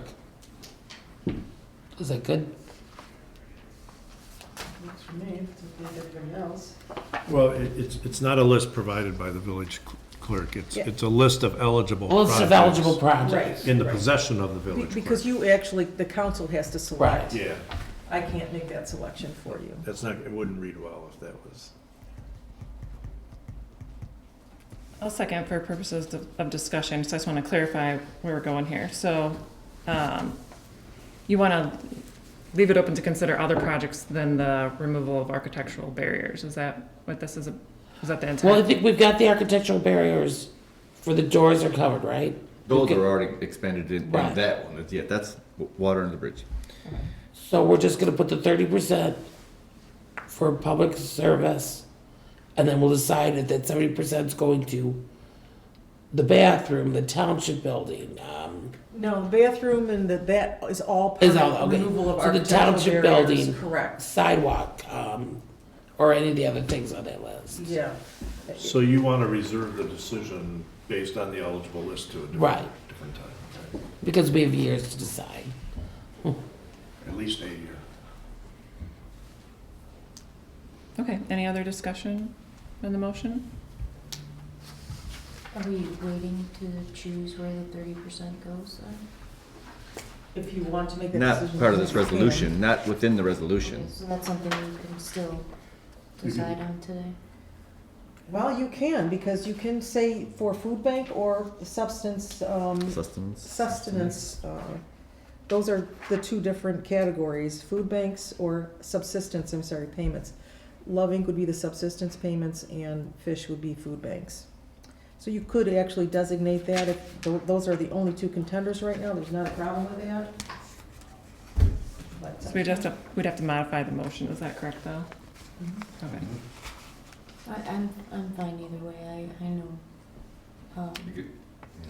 Because Mo's motion was the all-encompassing Right. motion. Right. Can I offer an Absolutely. amendment to that, to award it to Love Inc.? I really liked the idea of the programming for the finance class and the individual meeting in person for clients' needs to kind of. Do we actually decide. list Love Inc. or just the subsistence program? Subsistence program. Subsistence program, Which of which? I'll amend my motion to that. Which they are the one. That would be the 30%. right. And I'll support the motion with Kelsey's amendment. Okay, great. So motion made and amended. Helmuth and Bourgeois. Any further discussion on the motion? Hearing none, roll call vote, please. Bordeaux? Yes. Summer? Yes. Kemp? Yes. Cook? Yes. Motion carries. Thank you. Okay. Next up on the agenda is 9C, the DDA, Planning Commission, and ZBA vacancies and expirations. So we have a few. And I have a couple questions, Mr. Madore. So Yes, I just had my spreadsheet here a minute ago. I'm gonna try to catch it and follow you. I'll let you get that. Yeah, okay. I buried it. Okay. All right. So you have some highlighted. So those ones are vacancies that are either just vacancies or terms that expired Correct. already, Correct. like On the- last year. Yes, on the ZBA, it was really hard to reach out, Mr. Randall's and Planning Commission and Zoning Board of Appeal members, they remain on there until their replacement Okay, is appointed. okay, And because they haven't had one appointed to replace them, they remained. I think it's best, it's good housekeeping to Yeah. reappoint them for their terms. I don't think anyone's expressed a desire to not re-up, Right. other than Kelly. Okay. So we should be, so ZBA, unless we hear otherwise, they're fine. And then we have 2 members whose terms expire in 2022. Do we I mean, On the ZBA? yeah. Yeah. Well, I would think for good housekeeping, you'd want to reappoint Adam Randell's for a 3-year term ending 2024, Right. as well as if you'd like the alternate, and want to continue with an alternate, same thing with Ms. Hauser. Okay. And then you could also take up the others maybe separately, just because they're now expiring at the end of this year. Okay. Do we do that without speaking to them, or is that what you're saying? Nobody's expressed a desire not to do it, so we just assume. In matter of fact, they both attended, did Ms. Hauser attend the latest ZBA meeting? I think you're good. Okay. I'm not sure, I know. Yes, she did. She was Okay, here. Yes. so both of them were at the most Oh, recent good. ZBA Yeah, meeting. I think they're good. Okay, that's good. All right, can we start with a motion and we'll just kind of work our way through it? That's okay? Can I do 2 people at once? Okay, so for the zoning board so I move for the zoning board of appeals to appoint Adam Randalls and Tanya Hauser for new terms expiring 2024. Support. Okay, motion made by Cook, supported by Helmuth. Any discussion? Okay. All those in favor say aye. Aye. Aye. Any nay? Motion carries. So that takes care of the zoning board of appeals. So now we'll look at the planning commission. And we have Scott Flynn and then a vacancy. So I'll move to appoint Scott Flynn as a planning commission member with a term expiring in 2025. Support. Motion made by Cook, supported by Helmuth. Any discussion on that one? All those in favor say aye. Aye. Okay, any nay? Motion carries. So there's still a vacancy on the planning commission, so we will seek applications for that vacancy. Okay. Let me back up one sec. So on the ZBA, we have Ms. Subasarde and Dave Gerber expiring at the end of the year, and typically we do those in December, but we wanted to kind of bring this up. Did you mention that Mr. Gerber was potentially not wanting to re-up? In the past, yes, but they were at the meeting and did Okay. not seem to be bothered Thank you. with the, by the prospect of being Well, they're not, reappointed. we don't have to do them till the end of, Yes. This year. And they don't meet. We could do that next month. Okay. let's. Should we wait? Yeah, those 2 might be, I think we should, can you make Get in touch contact with those 2? Okay. Okay. And then we have basically a council appointments, if I'm reading it correctly. Do we need to do anything with any of those at this point, or they're 2022? but- Yeah, again, those won't have to be done. Again, you guys can discuss the MML, the SEMCOG, those items. I can reach out to the 2 persons for the beautification and bring something back next Okay. month. I didn't know if you guys were necessarily wanted to act for sure on them, but there was some vacancies that I thought, well, let's kind of address. And again, the first ZBA meeting we've had in what, a year and a half or more? 2. Happened, 2 years. Yeah, it's been a Took while. place, and they all showed up there, and it was fine, so Okay, we should good. might as well address those. Yeah, take care of a couple of them, and then we can reach DBAs. out. Got a couple down there, so. Yeah. Let's see. Okay. Yeah, we can reach out and follow back up on this next month. That sounds great. But the 3 we have for tonight, those are good to go, so. Yep. Okay. Anything else on that item? Okay, great. Okay, 9D, council workshop date and agenda discussion. So it looks like we narrowed it down to some dates. Just need to pick one and make sure that everything's included on the agenda, is that right? Yep. Mr. O'Donnell? Okay. All right, is there any preference among council for the workshop date? We have Wednesday, December 7th, Thursday, the 8th, or Wednesday, the 14th? I'd like to be there, I have a problem on the 8th. Okay, let's get rid of that one. I'm good with all the dates. I'm good with all the dates. However, as I say that, my husband will be having brain surgery. We have no idea when. Lots of doctor's appointments between now and then. Life could shift either way. But as of right now, I'm good for all of them. Okay. If you can't make it, I'd like to reschedule it so that we can all be there. Absolutely. So, okay. I will do everything I can Let's to be go for there. the 7th for now, it's the Yeah. earliest day. think We have a That way if backup. something happens, you perhaps could have 14th as a backup. 14th, Perhaps, I know, yeah. is Isn't the- that Pearl Harbor Day? Yes. Yes. Okay. All I'll right, have to, sing the national anthem or 7 something. PM? 7 PM would be great. We better have somebody who can sing. Exactly. Volunteering. You don't wanna hear me sing. Chelsea mentioned before, 7 is her best time. Yeah, Okay. if that's okay with everyone. That's good. That's when I can make That it helps- yeah, easiest. That helps. Did we say at 7? Good, 7, yep. So Okay. 7 on the 7th of December. And then, in looking at the proposed agenda items, is there anything that needs to be added that was missed? I'd like to have a discussion on the PUD, Okay, because that went so well tonight. yeah, that would be good. Okay. And that's only like 3 weeks away, so hopefully we'll have some, Yeah. Mhm. Maybe the garage will be down. maybe. Thank you, Kelly. I just wonder if we need to count on both days, because there's a lot of ground to cover here. Yeah, how, That's gonna be a long meeting if we don't split it into two. that's a good point. Why don't you reserve the 14th as a backup? See where we end Continue. up on the 7th, and then pump the agenda to the 14th, the remaining agenda. Mhm. Let's do that, so that way, yeah, anything that doesn't get taken care of, we can roll on to the next Right. meeting. That would be great. And that's about a week. Well, that is a week before the council meeting.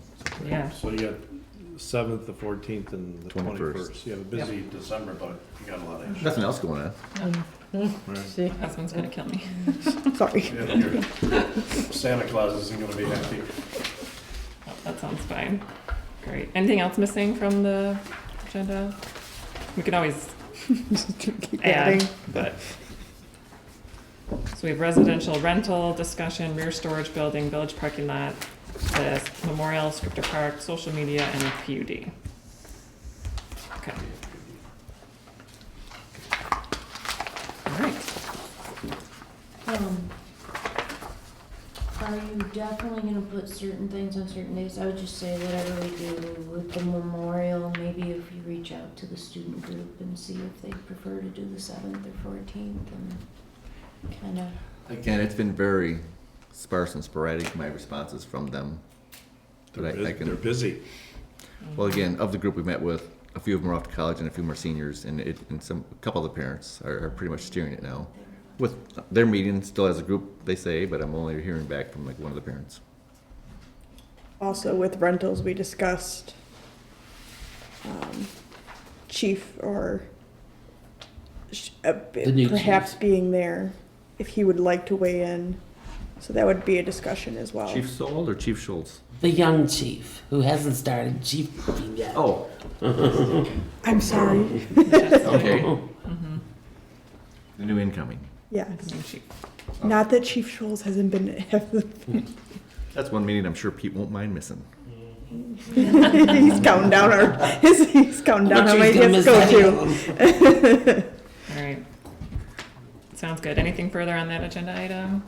You have what you need, Mr. Medor? Perfect. Okay, how about the 2023 council meeting schedule? Are we back to the second Tuesday? I'd like to propose the 4th Wednesday. I like to propose that. That didn't work at all. It didn't? We shifted to Wednesdays, and I'm not sure we've had a full council at any meeting that was gonna be so important we had to have full councils. Just because Ashley got And I really think the busy. charter says the second Tuesday, so I'm not really sure we can just shift to the third Wednesday. What does the charter say? I need to print it out. I can't recall off the top of my head. I'm not sure it's I definitive. think your bylaws say the second Tuesday, but the charter says one meeting per month. I think the charter says Yes, I think that's correct. one meeting We per were- month at a minimum. So it gives room for more, but I don't think it designates the day, The bylaws, that's correct. When Terry and I looked, it's the bylaws that, which Had a can be, date. you can't mess with the charter, but you can mess with the bylaws.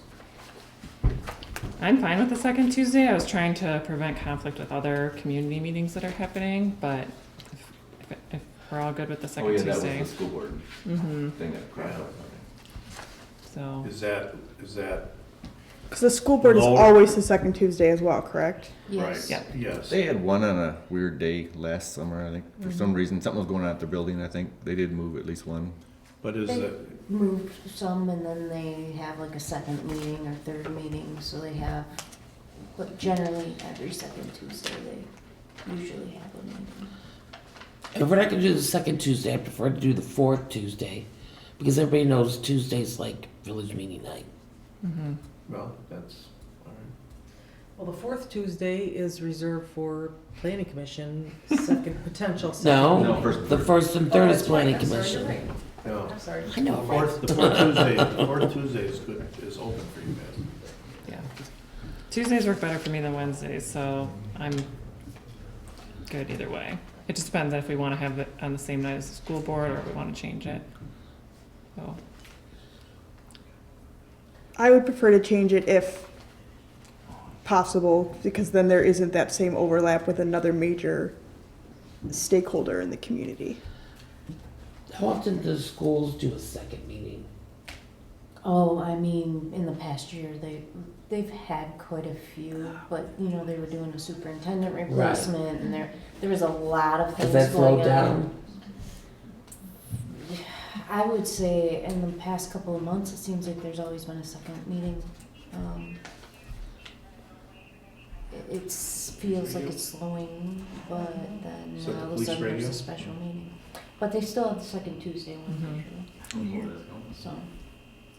definitely sounds like a, Good soundproofing Scanner. in this building. I think your office is about to blow. It really is. Yeah. Yeah. Maybe someone's escaping. I have issues with the fourth Tuesday, but Oh, boy. if that's what you guys have to have, I can we work don't around have it. to have that. Well, it sounds like the school board does use that night for their second meeting, right?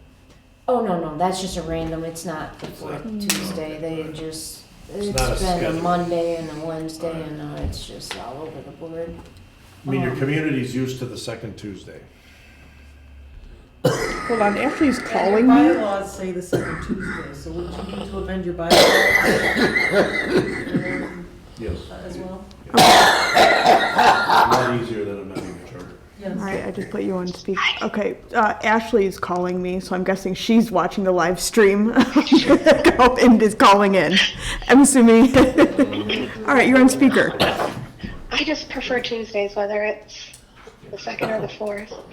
I prefer personally the second, but I do We'll know just have I've to had take so her many feedback and call her community back. requests that we not meet the same night as We can't the have her on Board of Okay, Education I'm is saying. possible. All right, I lied. I'm sorry. I'm being told you're not allowed to be on speaker. Okay. I'm sorry.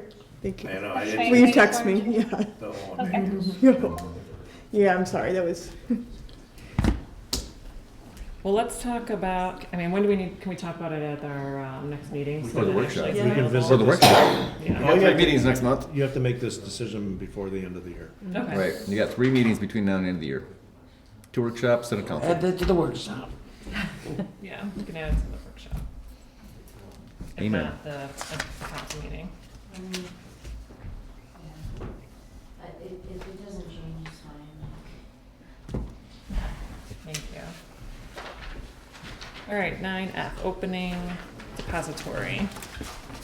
Sorry, Bob. Excuse me, can I, before we move on? Yeah. So September 4th zoning board of appeals, that's obviously Labor Day, that's why it's highlighted. Do we want to just put on there canceled, or do we want No to? meetings on the highlighted down I mean, right, so it's Just no wanted to meeting, remove it. so do we want to, I can put it up there, Put it as a Yeah. no meeting. Yep. or we could do you? that. We always have the option, if somebody just wants one, we always have the option of rescheduling Well, special, we're as a in special charge, meeting. we are in charge of scheduling ZBA hearings, Right, not the applicant. right, that's what I'm So- saying, but if someone says, well, I'd really like to do this, because it's pending, we could say, well, we could schedule a special one perhaps. I would not, I would put a no meeting for that day.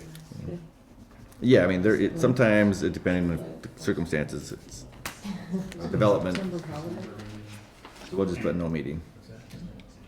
Yeah, I Okay. agree. Concur. Absolutely. Okay. Okay, sorry, Now we're I just wanted to address that, you know. opening depository. Okay. Opening bank depository account. Yeah, I've been getting a lot of communication from banks with some very favorable rates for CDs, and we don't do a lot of investing. The Oakland County Investment Pool is has good rates, but not as good as some of the CDs that are coming up. And current interest rate from the investment pool that I just received yesterday was 1.66%. But I have some information from banks, Huntington, Independent Bank, and Flagstar, the top three that are sending me information. But I think a lot of them follow suit. Have CDs that are 2.45%, and not long-term either. I wouldn't invest a lot of money long-term.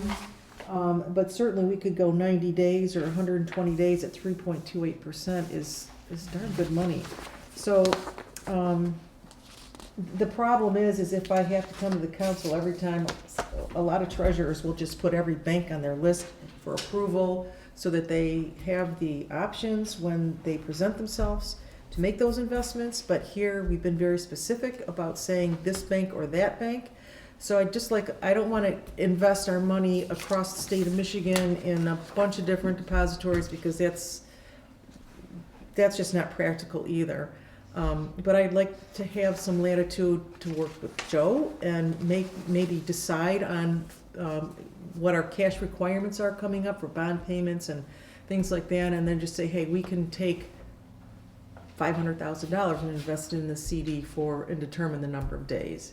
So that's basically why I'm asking. We did close a depository with Independent Bank last year because the rates were so poor, and the money was just, it was nominal and it was sitting there and it was just dumb to leave it there. But now the rates are coming back. So I don't know how you feel about that, but that's. Anybody have any questions? Well, how much of our balances are insured? When Bob stops talking. No, I'm just curious. I want to make sure that Well, majority of our money is insured, right? It is, and $250,000 per account is FDIC. You can't insure more than that on any one account. Right. Oakland County investment pool is, what the investment pools do is they invest in a lot of different institutions. It's not insured. So it is insured, but they're not the pool itself, but the different banking institutions that they invest your money in are. Right. Chances are, most of the municipalities in Oakland County use this investment pool. It's a great tool. Easy to use. Right.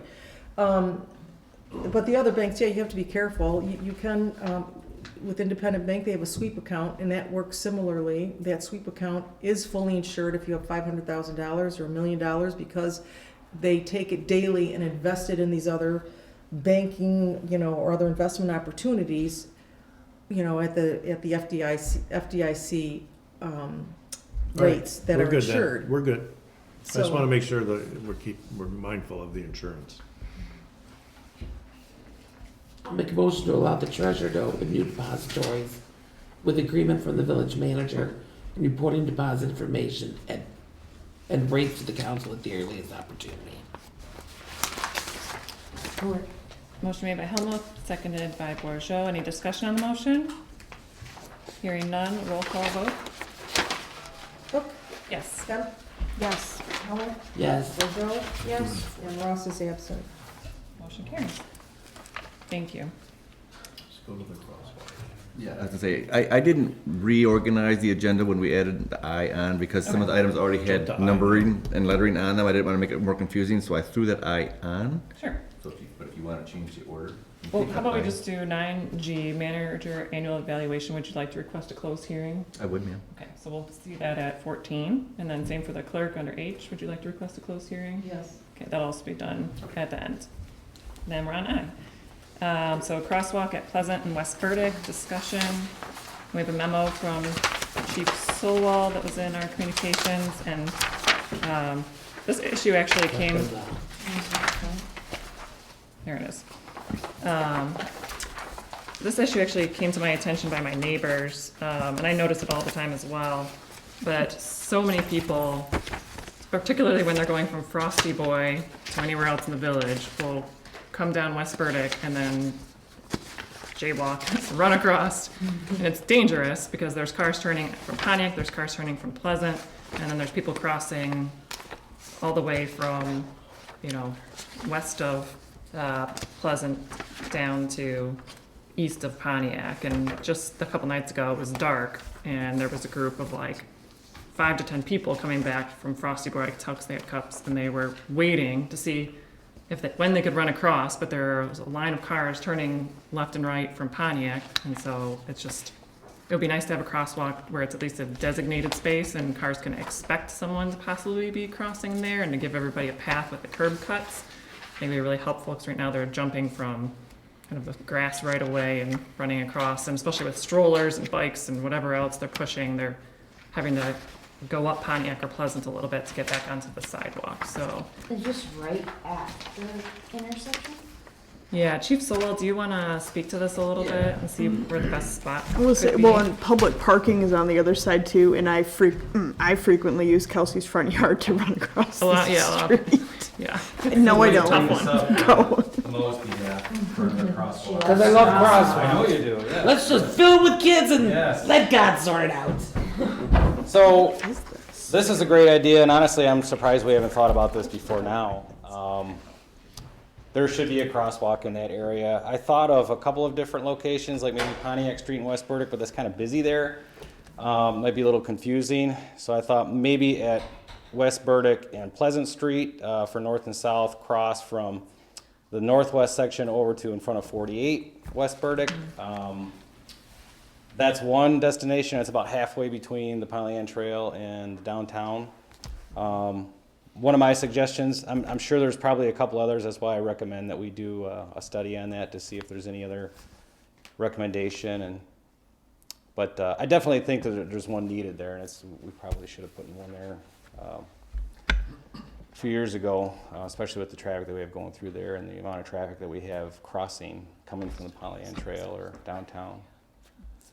Isn't this exactly where you're coming up the hill and you can't see anything until you get to the top of the hill? No, there's actually a section where it flattens out before, so you can actually see in that section. But again, that's why we do the study. If that's not a good spot, they can probably maybe think of a different other area that might be better to cross. But I think there should be somewhere in that midway point, whether it be, that's just one of my ideas. There could be a better section where somebody thinks that they could cross. I thought of maybe on the northeast corner, but if you cross right there, you're crossing right over into a person's driveway, so you can't really put the curb cut out there. There's a street light right there too, correct? The intersection? It hangs over the Yeah. intersection there. Yeah. So there might be some lighting issue too. Whatever we decide, if it's a better place, we might have to add something like that as we do our study. But I think it's needed. I think for the amount of people that do cross, usually in that general area, I think it's a good idea to have some type of a walkway in there.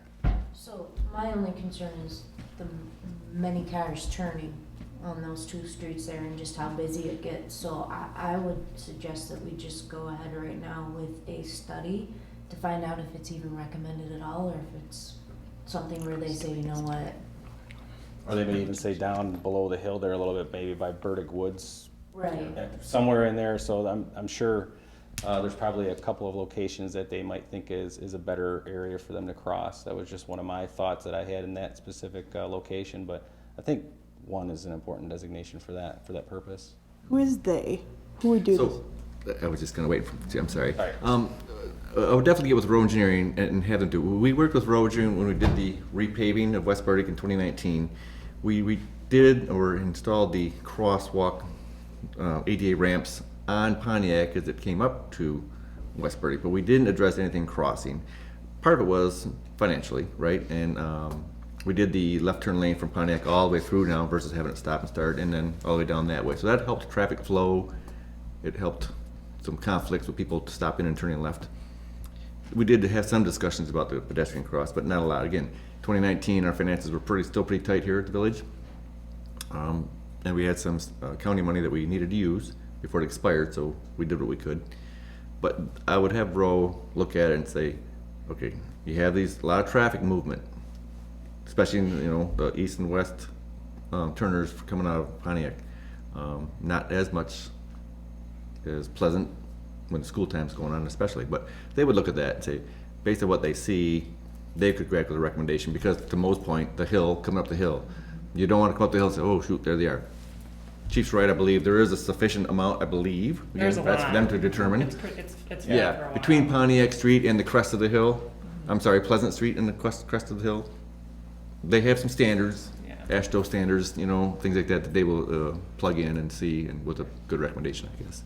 One thing I was talking to Don Brantley this morning about is, it's wintertime, it's snowing, people are responsible. If you install a ramp out in front of his house, they are responsible for that ramp now as well, and that's just something to be aware of, that now. I'll shovel it. I shovel that sidewalk anyway, Okay. so. Barbie's signing you up. That's what we do on our street. If you get the snow blower first, you gotta go all the way Yep, down. we go all the way down. Yep. Do you have a snowblower? Yeah, I have a snow blower. I don't shovel it, my husband does, but we blow the whole way. You send him out though, right? Yeah. That's right. We're gonna call him and let him know you're gonna do the ramp. Yeah, he has no problem doing the ramp. There's so many people. No, you're gonna do the ramp. I'll call him, do it. He's gonna do the Tell me you have ramp. a lot of meetings. Yes, I know, he'll love that. But yeah, I mean, I would love to move forward with the village engineer to look into this. I just want to say that with White Pine Coffee there up on Pleasant too, a lot of Yes. people go from Burdick straight up to Pleasant. So I would really like to see it there. Obviously, it will be wherever is the most safe and makes sense if it happens, but yeah. I'll reach out to Roe and say, provide us an estimate that I can bring back to council, because their traffic study and everything could be $2,200. Right, could be, Okay. yeah. It could be as much as what we're looking at here for, you know, curb cuts and stuff. I think it would be, we want to know that before we just greenlight it to them, and you guys want to know that. Bob, wasn't there a traffic group that we used to be members of? We were part of an organization on, yes, yes, something like that. Yeah, I don't know. Traffic in something associates. I can't remember what. And I think it was just like $500 to be a member, and they would do things for you like this. I don't know if we wanna look into And that. SimCog has some resources that someone like Yes, Roe can reach Sim- out to with the standards, and again, the ASHTO Society of Well, we should look, Highway Traffic Engineers and stuff. We'll look type for thing. that, Mo, and see if that's. That'd be better. I I don't don't know if want we're still members, I don't know. I don't think we are, cause we didn't wanna pay the dues, but it's possible we can get back in. Let's join and get a free study. Exactly. yeah. Yeah, I don't want to, I honestly don't want to spend hardly any money. I just don't want to tell us where it should go because to me. I'd rather spend the money on doing it. Yeah, exactly. I mean, Right. to me, I mean, I trust Chief Solwald's opinion, and just seeing where everybody naturally crosses is right there. That's, I mean, there's so many people, so it'd be nice just to have it. But if we want to get a proposal, we could. What if you went in reverse, if you guys picked the location and had a study to determine whether it should not be there? Right, we obviously have a desired Not a location study, currently. not a study to select, just a study That'd to be know. cheaper. I think it would be. I think it would be. I think Yeah. it would be. This is where we're thinking about putting it. Is there any Tell red us why flags? it's wrong. But I like the idea of looking to see if there is some sort of association, if they do Yeah, this we sort of will. thing, if they can come in and really look at our whole village and say, you know what, we suggest this spot, this spot, this spot. Maybe there's something, And we'll see, we'll you see. know, cause we seem to be doing this an awful lot lately, so maybe if somebody's just like, I do remember it's long ago that you were a member of an organization. I do not think I've ever seen your budget or a disbursement to remain a member. We've of had, that. since my coming here, that was never a. I wanna say we took it out when Joe Young was here, maybe in '08. It was called TIA though, because I remember them, yeah. I think you're probably right. And since I've been chief, I don't think we've had an affiliation with them. All right, we'll take a look. Do you need a motion to look into that? You're good. Okay. I'm good. No, we're good. Perfect. Thank you. Thanks, Chief. Thanks, Chief. All right, 10, there are no items removed from consent agenda. 11, second opportunity for public comment. Any public comment? Seeing none, we'll move on to committee reports. Noda, Lori? actually, we haven't had a meeting yet because our last one was pushed before our last council meeting, so, I think my meeting's tomorrow. Great. Thank you. But the, vote passed, so that should be good. I don't know how that's gonna change anything, but I know it's gonna keep things the way they are. So Right. That's good. Thank you. Planning Commission and Cable Commission?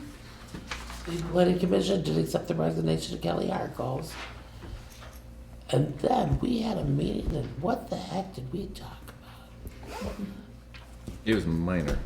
I remember, 'cause It I was. didn't go, it was like a light, wasn't it a sign? It was an amendment to the sign ordinance, Oh, whether or not we wanted to amend the sign ordinance, and then it was a Clean Hub Car Wash site plan approval. correct, to allow for, management to approve it internally illuminated signs. And then we approved the site plan for the car wash south of Lincoln Street, south of the Sunoco. Great. And they did come before the zoning board of appeals, since Ashley's not here, I guess. For the north side? For a variance, because they wanted to put the vacuums on the side of the building instead of the rear, which is required by the ordinance. But the rear of the building has, it backs up to residential, so it was really better placement and more consideration for future development and people who were in the residential, adjacent to them from the rear of the property than the side of the property. So it was approved. The variance was approved. Okay, very good. Thank you. DDA, Ashley is absent, but Kelly, do you want to provide an update? Yep. Great, thank you. Do you want me up there? Yeah, that'd be great. Thank you.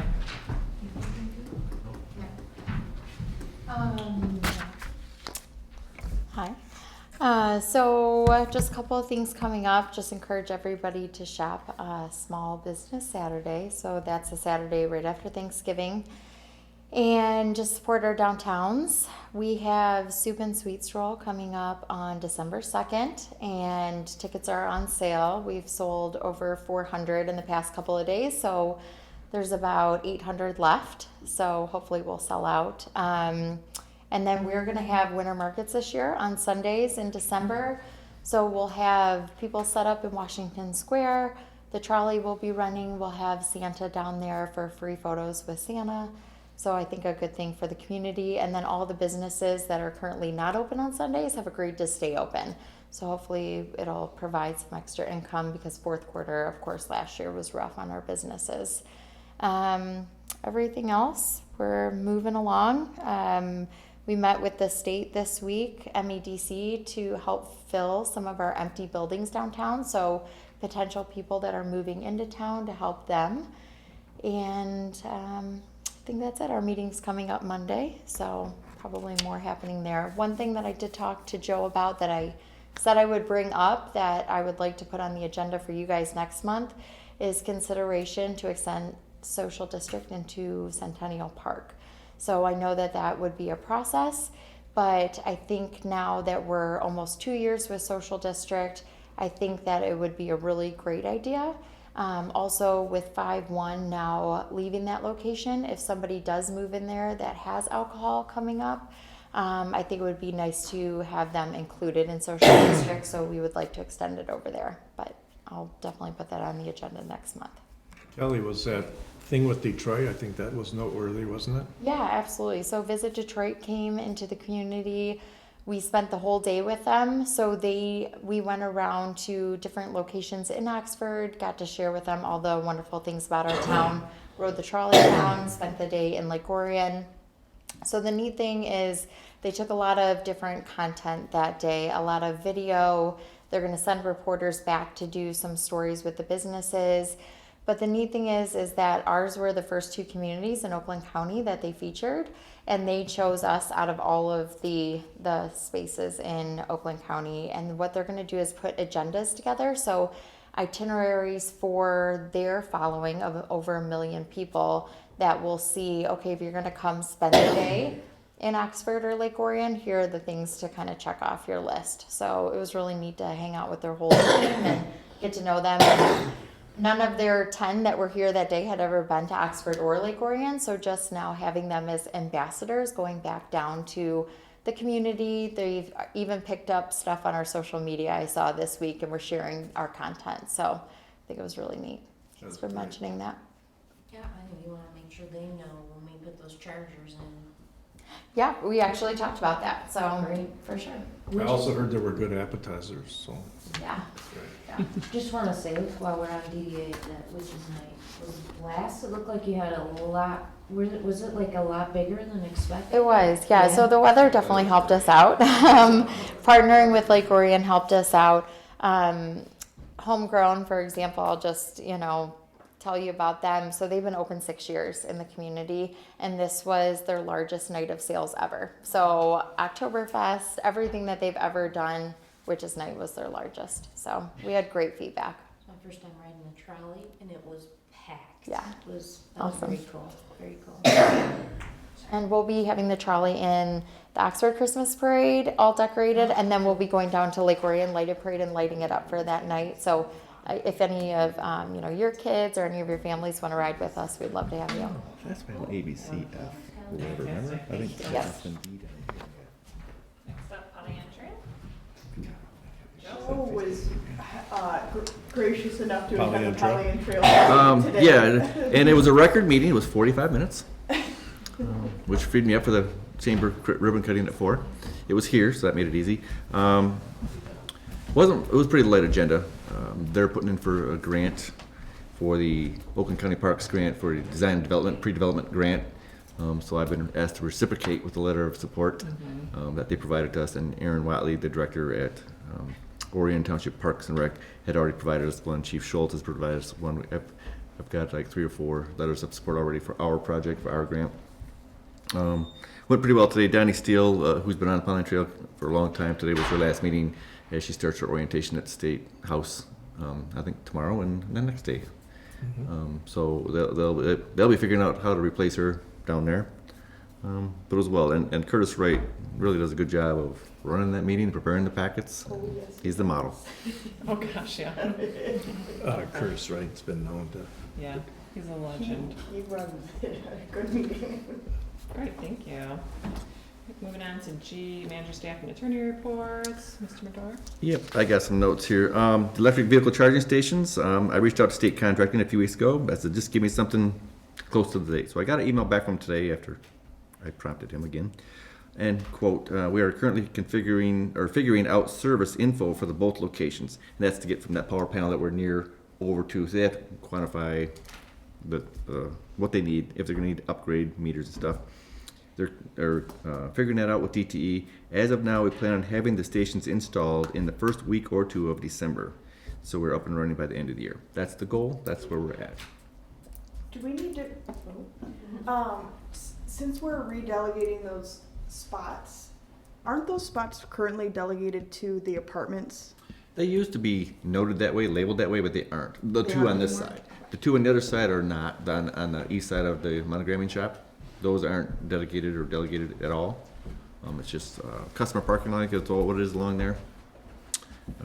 But yes, part of this agreement before was the signage of the reserved for that. So anyways, we'll see. We'll see how it goes with them. Hopefully by the end of the year, those are up and running. We have posted for the full-time DPW position that we budgeted this year. It was just a crazy end of summer and fall, and finally Don and I got together and put that out on the MML site. We've received 4 resumes so far. Don and I were kind of going over them this morning. He's going to set up and do some interviews preliminary on his end, and then we will get together and interview any other finals. The West Burdick repair, as it goes down the hill with the water service line was leaking a few weeks ago. The asphalt estimates came in at $7,000 to $8,000 to patch that little hole spot. So Don Brantley said no, it's gonna remain. They're gonna dig it all the way, put some stone in and pack it, and that's how it's gonna stay through winter. It's in a center turn lane. They plow. They know it's there. They will keep it addressed as best they can. And the CDBG I had for the ADA doors scheduled the week of November 28th here. And then we met last week, I think it was 2 weeks ago, with the Chief, Don Brantley, myself, and the Sheriff Department about the parade route for the Chamber Parade, the Christmas Parade, working on our safety route and things like that. Protecting the envelope of the onlookers downtown and through the route. That's it. Great. Thank you. Terry? The review of financial statements were completed today, so that will be on, our presentation for the audit will be on the December agenda. Hopefully. Yeah, and hopefully we'll have the same presentation as last year, which was awesome. Yeah. And that's pretty much it. I don't know if Bob wants to report on anything. Yeah, Bob? Just on the museum lease, we haven't received any comments Okay. back from our draft. Okay. What, was that provided like directly after the meeting, or how long have they had it? Oh, yeah. They've had It it for was about the a month? next day. Okay, yeah. There was initial conversation, wasn't it? Conversation or email with you? There was an But initial just response, but nothing, we haven't received clarification. anything back. Do they have counsel, or just not, do you know? I think actually, Brian is looking at it Okay. All right. Thank at this you. point. Right, okay, thank you. Okay, move on to council comments. Portia? I have no thank you. Oh, no, congrats to the three of you for the vote. It was a tough race. And also for the new members that we got on there. And to Love Inc., I think that was, I like that they're a community, you know, that they're a smaller startup versus, you know, I enjoy Fish, obviously, I support them. But I just like the idea of supporting a group that's changing and evolving, you know, from what we've seen 2 years ago, what we were last year, and where they are today. It's really great. So, thank you. Thank you. Pamela? Bob, I'm sure you've heard on the news, a lot of communities are trying to put together ordinances to cover reimbursements from false calls for school bombings and threats. Is that something we should be looking into? Well, there has been a flurry of those, and they are trying to charge back.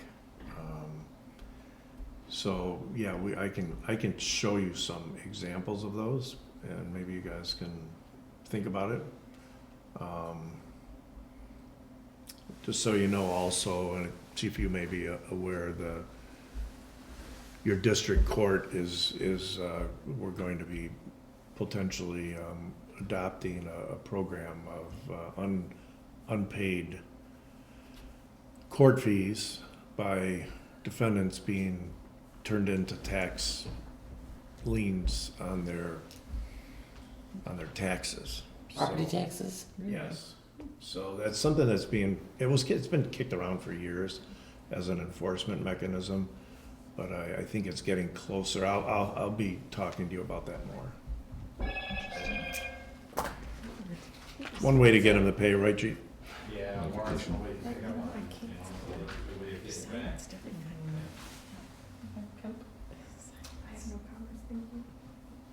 I just wanted to say that happy to continue to serve with you all. Thank you for trusting me to kind of lead these meetings still. The local government law books that are at your seats, those are from me. Thank you. It's written by Jerry Fisher, who's a good friend of mine, a fellow attorney. Everybody seems to know Jerry Fisher. He's like a legend in the municipal law area. He's one of the greatest. Yeah, so I was just in a meeting with him the other day, and he mentioned he had a book, and so I bought it, and I liked it, and it kind of just laid out a lot of, I don't know, it's interesting to me, so hopefully it's interesting to you all. So I just want to share that, and I'll drop Ashley's off at her house, but thank you. And then happy Thanksgiving. Yeah, Oh. yeah, that's true. I can't believe that's next week, My so, goodness. Go Lions. yep. Go where, Joe? To Florida, Go where they belong. Hey, they did okay. They have last won 2 week, games. so. All right. more In a row. Yeah. Let's not leave the in a row. It's called a win streak. We're on a roll. So with that, we're on item 14, so I'll move to go into closed session pursuant to MCL 268A for the personnel evaluations of our manager and clerk. Support. Any discussion on the motion? Can we take a short recess before going into close? Oh, absolutely. We can do that. Thank you. We'll do a roll call vote.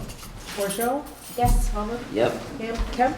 Yes. Cliff? Yes, And Ross is absent. motion carries. Kelly, I Thank need you. to talk to you. All right, so last item on our agenda is adjourn. I move to adjourn at, I lost my time here, sorry. 9:55. Thank you, 9:55. Support? Motion moved and supported. All those in favor say aye. Aye.